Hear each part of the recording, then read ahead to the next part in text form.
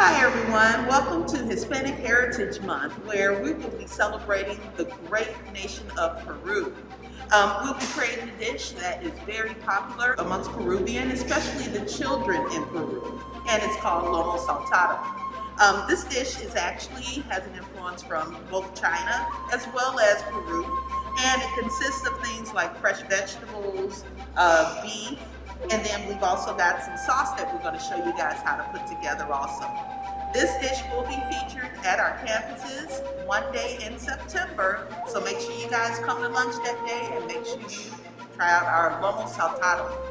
So let's get right into it. Some of the ingredients we'll be using, these are standard ingredients that they do use in the traditional recipe. Of course, by us being a school district, some ingredients we've had to kind of substitute just to meet our nutritional guidelines. However, that will not take away from the flavor of this dish.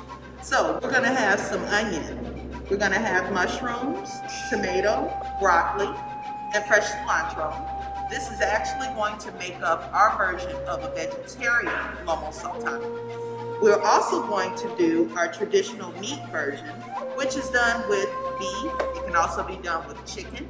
And it's going to consist of, very simply, onion, tomato, beef, as well as sauce.